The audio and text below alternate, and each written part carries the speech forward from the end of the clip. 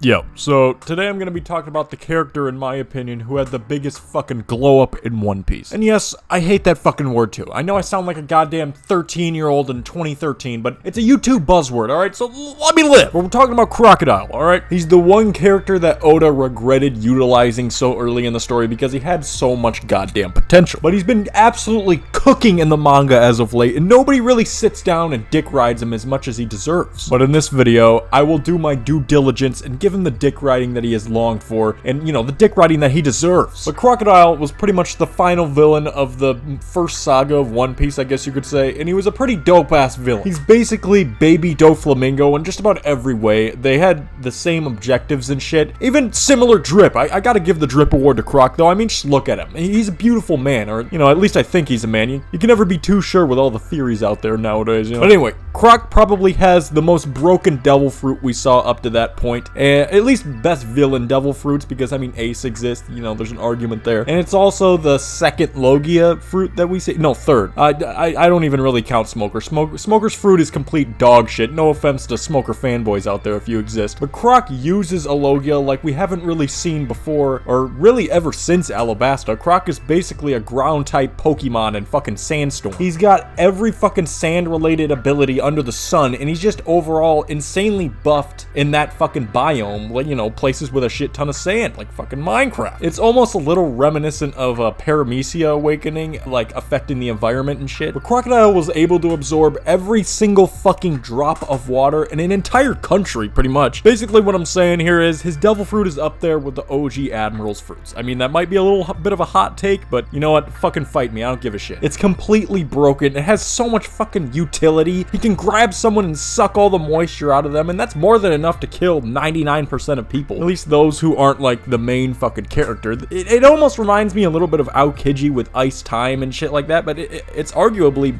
more fucking devastating than shit like that. But all the good things end there for Croc when it comes to his debut arc. He gets absolutely shat on by no gear Luffy, or really no hockey or anything. It wasn't easy though. You know, he didn't go down without a fight. Croc did pretty much kill Luffy like 2 times or some shit, and Croc has an awful weakness to water, and yeah, I know every devil fruit has a weakness to that shit, but to Croc it's absolutely fucking debilitating. It makes him practically useless. That's why he sucked up all the water in that fucking desert, because that's his literal fucking kryptonite. He can't do shit to it. Well, that's about it for Alabasta Croc. He went out pretty sad, I must admit, but he's not the only one who got fucked up by pre-gear Luffy who shouldn't have. I think we all know who else I'm talking about here. When we back up with Croc and Impel Down, along with a ton of our favorite little weakling villains of the past, he shows the fuck out pretty much instantly. He's able to turn walls and doors and shit to fucking dust, and he played a pretty massive role in even being able to escape Impel Down in the first place. But Marineford is where he starts racking up pretty impressive ass feats. So Croc's main reason for going for Marineford, other than the fact that he kind of fucking had to, is because he wanted to kill Whitebeard for whatever reason. I'm pretty sure they had some fight back in the day, and I think we all know how the fuck that went down. But anyway, aside from being bitched by Whitebeard a little bit, Croc showed the fuck out. He had a moment where he stopped Ace from being executed by slinging his sand up by that little podium shit, and he clashed with fucking Doflamingo, who's not just a bum, by the way, at this point. He has fucking Conqueror's Haki, and Croc was going crazy. He had a little run-in with Mihawk, which may be a little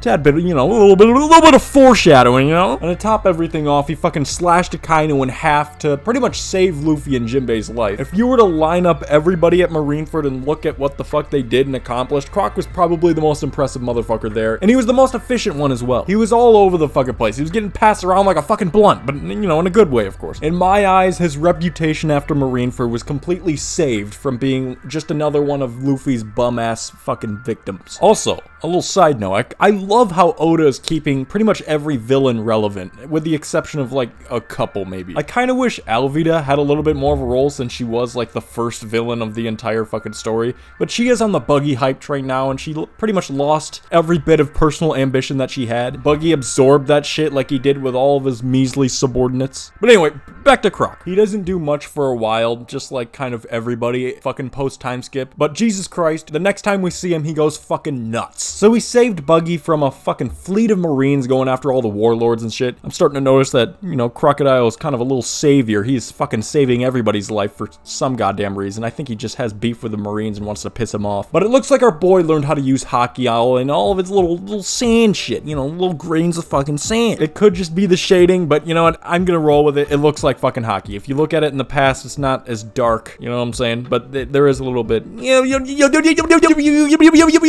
get what I mean. Well, this was completely out of nowhere, and I assume Croc probably didn't know how to use hockey either before, because back when he cut Akainu in half, I don't think it hurt him or anything, and I'm pretty sure it was just a little stalling, you know? If it had hockey and it caught Akainu off guard, I think it would literally just stab him. I don't think it'd cut him in half. I'm pretty sure that's how Logias work. But still, if Croc had the hockey sand in Marineford, he'd actually be fucking up admirals with that.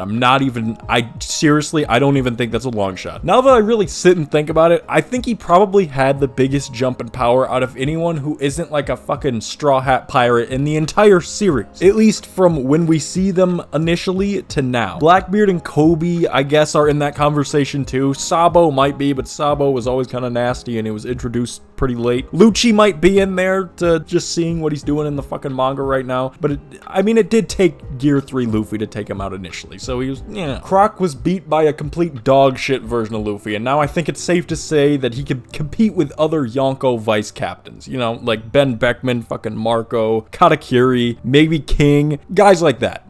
Definitely not Ben Beckman, scratch that he's getting absolutely fucked by him. Because I mean, Mihawk is the real Yonko of Cross Guild, you know, no offense to Buggy or anything, and Croc is the vice captain. And yes, I do kind of think he can compete with the old vice captains. I don't think he can beat any of them, but he can at least compete with them. But then again, we haven't really seen Croc go all out. He has shown that he's able to at least clash with extremely fucking strong individuals. He's not afraid to do anything. Croc is just a fucking mastermind. He plays a bigger role in One Piece than you'd probably think because he isn't really a major villain anymore. But I mean, Cross Guild was kind of Croc's idea in the first place, and look where it is now. It's a fucking Yonko crew, pretty much. And I'm very glad Oda is keeping him around because he is an absolute specimen to look at. I mean, look at him. Croc also has a backstory that is just dying to be told by Oda. He has beef with Whitebeard and has some secret that Eva knows, which is, you know, a little sus. Not sure if the whole born a woman thing is real, only because his Seraphim was a boy, but something is definitely there, and we're gonna find out someday. And yeah, I'm very pleased with how my crocodile agenda has been looking as of late, and I want people to recognize it because it makes me look better, that I like quirky characters